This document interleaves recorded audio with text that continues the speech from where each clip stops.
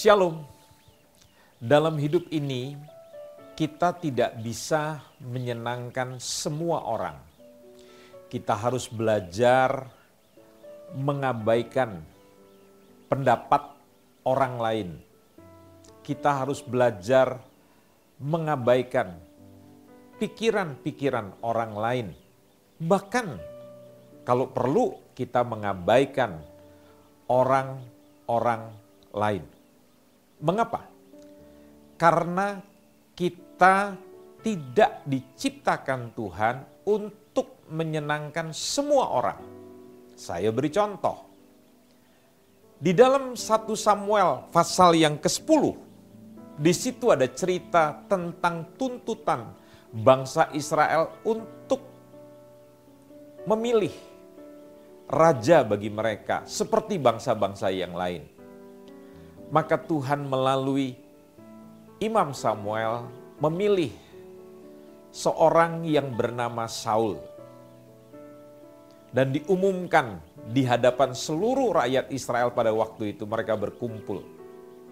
Dan Samuel mengatakan bahwa ini adalah pilihan Tuhan sesuai dengan apa yang kalian minta. Maka sebagai rakyat kalian harus melakukan kewajiban-kewajiban. Maka semua rakyat bersorak. Dan mereka pulang dengan damai. Tetapi di antara begitu banyak rakyat yang pulang ke rumah masing-masing, ada orang-orang yang dikatakan dalam bahasa Alkitab terjemahan baru, orang-orang dursila. Tapi di dalam terjemahan bahasa sehari-hari dikatakan beberapa orang jahat.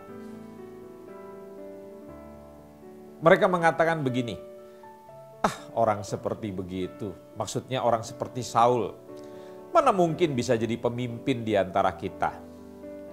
Jadi Anda harus menyadari bahwa di dalam hidup ini selalu akan ada orang-orang yang tidak suka dengan Anda. Akan selalu ada orang-orang yang selalu berkata tajam tentang Anda, mengkritik Anda habis-habisan. Tetapi yang saya kagum terhadap Saul yang baru saja dipilih oleh Tuhan, di dalam bahasa Alkitab kita dikatakan bahwa dia tidak memperhatikan. Dia tidak memperdulikan. Dalam bahasa yang lain dikatakan bahwa dia tuli akan perkataan orang-orang dursila, orang-orang jahat yang mengkritisi dia. Saudara harus belajar seperti Saul pada waktu dia dipilih menjadi raja. Dalam bahasa Indonesia sehari-hari dikatakan, tetapi pura-pura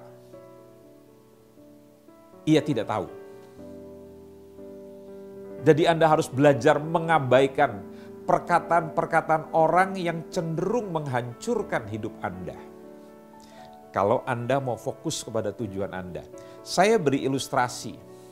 Seekor raja wali yang terbang selalu saja bisa diganggu oleh burung-burung yang lainnya. Misalnya adalah burung gagak.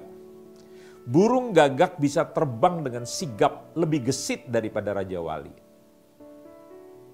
Dan dia bisa mematok daripada belakang burung Raja Wali. Kalau burung Raja Wali berkonsentrasi terhadap serangan gagak, maka dia akan kehilangan waktu. Dia tidak akan terbang tinggi sebab burung Raja Wali bisa terbang di atas 20.000 kaki. Sehingga burung Raja Wali tidak perlu memperdulikan daripada gangguan burung-burung gagak. Jadi kalau Anda mau mencapai tujuan Anda, jangan pusingkan gangguan daripada pengkritik-pengkritik yang selalu akan muncul di tengah-tengah kita. Saya mau kasih tahu, pada waktu ada orang lain yang coba menendang belakang saudara, itu artinya saudara berdiri di depan. Dan seorang pelari yang berlari paling depan, selalu yang belakang mengikuti dia. Jangan pernah kehilangan fokus karena orang-orang yang tidak suka terhadap diri saudara. Tidak usah Raja Saul. Cerita tentang Yesus yang menyembuhkan orang sakit di tengah hari Sabat. Ini cerita yang menarik sekali. Ada orang yang tangannya mati sebelah. Dan Yesus berkata kepada orang yang tangannya mati sebelah, ulurkan tanganmu. Dan seketika itu Yesus menyembuhkan. Saudara tahu, orang-orang Farisi, orang-orang beragama tidak suka dengan apa yang dilakukan Yesus. Dan dia berusaha untuk dibunuh oleh mereka-mereka yang tidak suka. Anda harus ingat, dalam hidup ini kalau Anda mau menjadi orang hebat, harus belajar mengabaikan orang-orang yang tidak suka, yang akan mengkritik Anda, akan menjatuhkan Anda. Ingat, semua pemimpin besar dalam hidup ini selalu ada saja orang-orang yang tidak suka. Tetaplah maju di dalam rancangan Tuhan, belajar menyenangkan Tuhan, tidak perlu belajar menyenangkan semua orang. Ingat, Tuhan akan memberikan orang-orang yang akan mendukung Anda. Orang-orang yang akan bersama-sama dengan Anda. Abaikan mereka-mereka yang selalu bicara buruk tentang Anda. Penelitian membuktikan bahwa 25% di dalam hidup setiap pemimpin ada orang-orang yang tidak suka. Dan mereka juga tidak akan bisa didekati untuk berpihak kepada kita. Nah, orang-orang ini harus diabaikan. Nah, ada 25% orang yang sebetulnya senang dengan kita, tapi dia bisa dipengaruhi untuk menolak kita. Saudara juga tidak perlu pusing. Dan ada 25% orang yang tadinya tidak berpihak pada kita dan kita masih bisa mempengaruhi mereka. Tetapi ada 25% orang-orang yang sangat mengasihi saudara, sangat mendukung kita. Dia akan selalu bersama-sama dengan kita. Orang-orang ini yang perlu Anda hargai. Berjalanlah dengan mereka.